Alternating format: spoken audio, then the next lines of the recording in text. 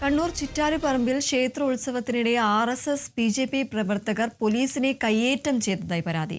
ചൂണ്ടയിൽ ആലോറ മടപ്പുര ഉത്സവത്തിനിടെയാണ് സംഭവമുണ്ടായത്. മടപ്പുര റോഡിൽ അശ്രദ്ധമായി തീപ്പന്തവും പടക്കവും ഉപയോഗിക്കുന്നത് ശ്രദ്ധയിൽപ്പെട്ടത് നിയന്ത്രിക്കാൻ ചെന്ന പോലീസിനെയാണ് സംഘം കയ്യേറ്റം ചെയ്തത്. സംഭവത്തിൽ RSS BJP പ്രവർത്തകരായ രജീഷ്, രമിത്, ശ്രിഷിൽ, ലിജിത്, സുബിത്, രാഹുൽ, ആഷിഖ് ലാൽ, സുധീഷ് എന്നിവരുടെയും കണ്ടാലറിയാവുന്ന 10ഓളം പേരുടെയും പേരിലും പോലീസ് കേസെടുത്തു.